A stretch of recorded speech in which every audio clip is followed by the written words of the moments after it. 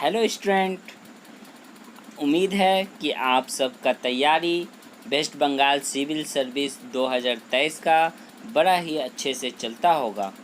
और मैं आपसे ये कहना चाहता हूँ कि आपका बहुत से कमेंट्स आए हैं जिसमें आपने हिस्ट्री पढ़ाने के लिए कहा है। तो मैं उम्मीद करता हूँ कि मैं जल्द से जल्द हिस्ट्री का क्लास लाने वाला हूँ। इसके अलावा मैं जो ये वीडियो बनाता हूँ बताया कि आपको ध्यान में रख कर बनाता हूँ कि अगर आप इस वीडियो को नहीं देख सकते मगर इस वीडियो को हेडफोन लगाकर ध्यान के साथ अगर सुनेंगे तो इसमें जो है कि आपको वेस्ट बंगाल सिविल सर्विस 2023 का एक एक पॉइंट को बड़ा ही आसान तरीक़ा से बताया और समझाया जाता है। बताया कि अगर इस वीडियो को आप देख के पढ़ेंगे तो आपको समझना और जो है कि स्पेलिंग जो है बहुत ही आसान तरीके से आपको समझ में आएगा। और अगर सिर्फ इसको सुनेंगे भी तो बताया कि आपको एक एक पॉइंट बताया कि बहुत ही आसान तरीक़ा से समझ में आ जाएगा, जो आपके एग्ज़ाम प्रीलिम्स एग्ज़ाम में बहुत ही मददगार होगा। और मैं आपका टीक्यू सर और आप देख रहे हैं अपना चैनल केएस स्टडी टाइम। तो इस चैनल को लाइक कर लें, सब्सक्राइब कर लें, शेयर कर लें और अगर जो भी सवाल पूछना है तो आप कमेंट्स बॉक्स में पूछ सकते हैं। आज मैं आपको पढ़ाने वाला हूँ इंडियन पॉलिटी यानी इंडियन पॉलिटी में से पार्लियामेंट चैप्टर को बहुत ही सरल तरीक़ा से आप सभी को समझाया जाएगा। आइए हम पढ़ते हैं पार्लियामेंट यानी जिसे हिंदी में संसद कहते हैं। ये कॉन्स्टिट्यूशन के 5वें भाग में आता है और ये आर्टिकल 79 से लेकर 122 के बीच में पाया जाता है। पार्लियामेंट में लोकसभा, राज्यसभा और प्रेसिडेंट होते हैं। इन तीनों को मिलाकर एक पार्लियामेंट बनता है। इससे पहले हम प्रेसिडेंट पढ़ चुके हैं और लोकसभा लोअर हाउस को कहते हैं एवं राज्यसभा अपर हाउस को कहते हैं और प्रेसिडेंट भारत के पहले नागरिक होते हैं। इन तीनों को मिलाकर संसद यानी पार्लियामेंट बनता है। आइए हम जानते हैं आर्टिकल 79 के बारे में। इसमें कहा गया है पार्लियामेंट के बारे में, यानी हम कह सकते हैं आर्टिकल 79 पार्लियामेंट का उल्लेख करता है। पार्लियामेंट ब्रिटेन से लिया गया है और पार्लियामेंट शब्द फ्रांस से लाया गया है और पार्लियामेंट स्वतंत्र है, इस पर कोई दबाव नहीं डाल सकता और पार्लियामेंट यानी संसद का कोई भी किसी भी राज्य का फैसला ले सकता है बिना उस राज्य सरकार के सहमति से। पार्लियामेंट का निर्माण लुटियन एवं बेकर ने किया है, जो 1921 से 1927 में लॉर्ड इरविन के वक्त में किया गया था। और पार्लियामेंट के 3 भाग होते हैं, जैसा कि हम पहले पढ़ चुके हैं, लोकसभा, राज्यसभा और प्रेसिडेंट। इन तीनों को मिलाकर पार्लियामेंट बनता है। राज्यसभा को काउंसिल ऑफ स्टेट भी कहते हैं और लोकसभा को हाउस ऑफ पीपल भी कहते हैं। आर्टिकल 80, आइए हम जानते हैं आर्टिकल 80 के बारे में। आर्टिकल 80 में राज्यसभा का उल्लेख है, यानी हम कह सकते हैं कि आर्टिकल 80 में राज्यसभा के बारे में बहुत ही सरल तरीके से बताया गया है। यानी राज्यसभा का कार्य के 6 वर्षों तक का होता है। राज्यसभा को कभी भंग नहीं किया जाता और राज्यसभा में 2 तरह के मेंबर होते हैं। पहले मेंबर को प्रेसिडेंट चुनते हैं, उन्हें नॉमिनेट करते हैं और 12 मेंबर होते हैं जो खास मेंबर होते हैं, यानी जो देश का नाम ऊंचा करते हैं, जैसे कि साहित्य, कला, साइंस और सोशल सर्विस में। 2 मेंबर वे होते हैं जो स्टेट और यूनियन टेरिटोरियस से चुन कर आते हैं। वो मैक्सिमम 238 या अपने एमएलए के 60% होते हैं। आइए हम जानते हैं allocation of seats in parliament, यानी राज्यसभा और लोकसभा से किस राज्य से कितने सीट होते हैं, यानी राज्यसभा में कितने सीट होते हैं और लोकसभा में कितने सीट होते हैं और किस किस राज्य से होते हैं। राज्यसभा से आंध्र प्रदेश का 11 सीट होता है और लोकसभा से आंध्र प्रदेश का 25 सीट होता है। अरुणाचल प्रदेश, इसमें राज्यसभा का 1 सीट होता है और लोकसभा का 2 सीट होता है। आसाम, इसमें राज्यसभा का 7 सीट होता है और लोकसभा का 14 सीट होता है। बिहार, इसमें राज्यसभा का 16 सीट होता है और लोकसभा का 40 सीट होता है। छत्तीसगढ़, इसमें राज्यसभा का 5 सीट होता है और लोकसभा का 11 सीट होता है। गोवा, इसमें राज्यसभा का 1 सीट होता है और लोकसभा का 2 सीट होता है। गुजरात, इसमें राज्यसभा का 11 सीट होता है और लोकसभा का 26 सीट होता है। हरियाणा, इसमें राज्यसभा का 5 सीट होता है और लोकसभा का 10 सीट होता है। हिमाचल प्रदेश, इसमें राज्यसभा का 3 सीट होता है और लोकसभा का 4 सीट होता है। झारखंड, इसमें राज्यसभा का 6 सीट होता है और लोकसभा का 14 सीट होता है। कर्नाटका, इसमें राज्यसभा का 12 सीट होता है और लोकसभा का 28 सीट होता है। केरला, इसमें राज्यसभा का 9 सीट होता है और लोकसभा का 20 सीट होता है।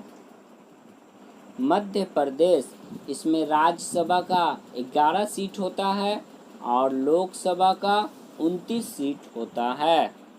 महाराष्ट्र, इसमें राज्यसभा का 19 सीट होता है और लोकसभा का 48 सीट होता है। मणिपुर, इसमें राज्यसभा का 1 सीट होता है और लोकसभा का 2 सीट होता है। मेघालय, इसमें राज्यसभा का 1 सीट होता है और लोकसभा का 2 सीट होता है। मिजोरम, इसमें राज्यसभा का 1 सीट होता है और लोकसभा का भी 1 ही सीट होता है। नागालैंड, इसमें राज्यसभा का 1 सीट होता है और लोकसभा का भी 1 ही सीट होता है। ओडिशा, इसमें राज्यसभा का 10 सीट होता है और लोकसभा का 21 सीट होता है। पंजाब, इसमें राज्यसभा का 7 सीट होता है और लोकसभा का 13 सीट होता है। राजस्थान, इसमें राज्यसभा का 10 सीट होता है और लोकसभा का 25 सीट होता है। सिक्किम, इसमें राज्यसभा का 1 सीट होता है और लोकसभा का भी 1 ही सीट होता है। तमिलनाडु, इसमें राज्यसभा का 18 सीट होता है और लोकसभा का 39 सीट होता है। त्रिपुरा, इसमें राज्यसभा का 1 सीट होता है और लोकसभा का 2 सीट होता है। उत्तराखंड, इसमें राज्यसभा का 3 सीट होता है और लोकसभा का 5 सीट होता है। उत्तर प्रदेश, इसमें राज्यसभा का 31 सीट होता है और लोकसभा का 80 सीट होता है। वेस्ट बंगाल, इसमें राज्यसभा का 16 सीट होता है और लोकसभा का 42 सीट होता है। तेलंगाना, इसमें राज्यसभा का 7 सीट होता है और लोकसभा का 17 सीट होता है। ये तो थी एक छोटी सी जानकारी कि राज्यसभा से और लोकसभा से किन किन राज्य यानी स्टेट से कितने सीट होते हैं। अब हम पढ़ते हैं यूनियन टेरिटोरीज के बारे में कि किन राज्य से कितने सीट होते हैं।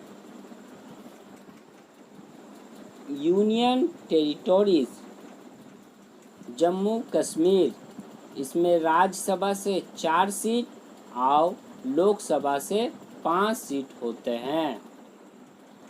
लद्दाख, इसमें राज्यसभा से कोई सीट नहीं होते बल्कि लोकसभा के 1 सीट होता है। अंडमान एंड निकोबार, इसमें भी राज्यसभा से कोई सीट नहीं होता मगर लोकसभा का 1 सीट होता है। चंडीगढ़, इसमें राज्यसभा से कोई सीट नहीं होता मगर लोकसभा से 1 सीट होता है। दादरा और नागर हवेली, इसमें राज्यसभा से कोई सीट नहीं होता मगर लोकसभा से 1 सीट होता है। दमन एंड दीव, इसमें राज्यसभा से कोई सीट नहीं होता मगर लोकसभा से 1 सीट होता है।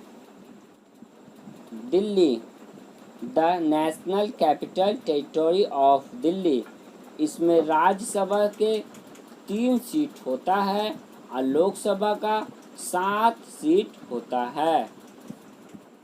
लक्षद्वीप, इसमें राज्यसभा से कोई सीट नहीं होता लेकिन लोकसभा से 1 सीट होता है। पुडुचेरी, इसमें राज्यसभा से 1 सीट होता है और लोकसभा का भी 1 सीट होता है। इसके अलावा नॉमिनेटेड मेंबर भी होते हैं यानी राज्यसभा के 12 मेंबर होते हैं और लोकसभा के 2 मेंबर होते हैं। यानी हम कह सकते हैं कि टोटल 245 राज्यसभा के सीट होते हैं और 545 लोकसभा का सीट होते हैं।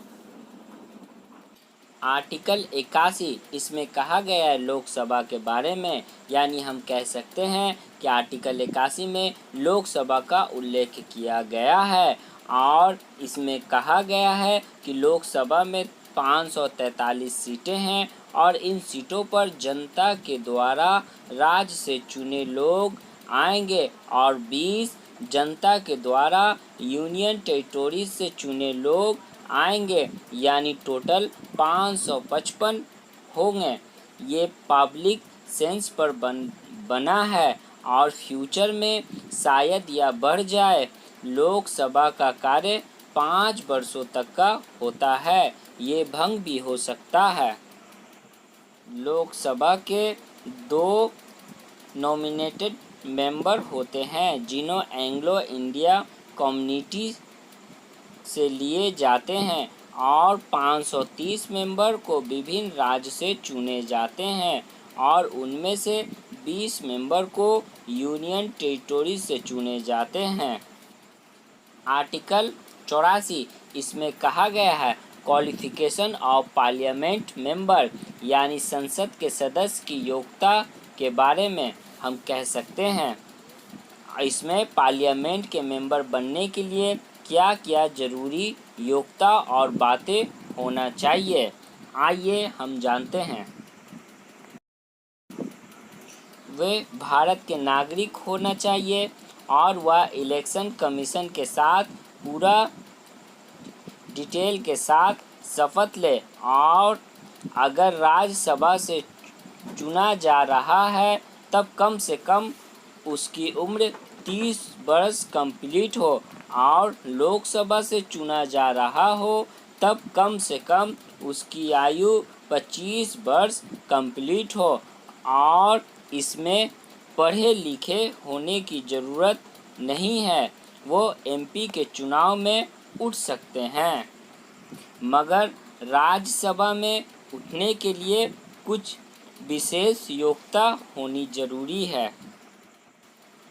आर्टिकल 93 में कहा गया हाउस ऑफ पीपल के बारे में, यानी लोकसभा, क्योंकि लोकसभा के द्वारा 2 मेंबर चुना जाता है, जिसमें से एक को स्पीकर ऑफ लोकसभा बनाते हैं और दूसरे को डिप्टी स्पीकर बनाया जाता है। आर्टिकल 99 इसमें ऑथ एंड सैलरी के बारे में कहा गया है, यानी मेंबर ऑफ पार्लियामेंट पहले शपथ लेंगे अपने कार्य के बारे में और वह मेंबर प्रेसिडेंट के सामने शपथ लेंगे। इसके अलावा इन्हें सैलरी और दूसरे कोटा का सुविधा दिया जाता है। आर्टिकल 102 इसमें डिस्क्वालिफिकेशन मेंबर के बारे में बताया गया है, यानी जो मेंबर पार्लियामेंट में एमपी बनने योग्य नहीं होते हैं, यानी एमपी अगर कोई ऐसे पद पर है जिसे उनको विभिन्न लाभ होता है और पार्लियामेंट उसको नहीं मानता है, तब उस पद को ऑफिस ऑफ प्रॉफिट माना जाता है, जिसके कारण एमपी को अपना पार्लियामेंट से पद को छोड़ना होगा। इसमें पद छोड़ने के विभिन्न उल्लेख है, जैसे कि पागल भी होने पर पद छोड़ना पड़ेगा, भारत का नागरिक नहीं हो तब पद छोड़ना पड़ेगा। ये थी आपको एक छोटी सी जानकारी पार्लियामेंट के बारे में, और मेरा ये प्रयास रहेगा कि इससे भी बेहतर और आसान सरल तरीके से आपको समझाया जाए और आपको बताया जाए। Thank you for watching video.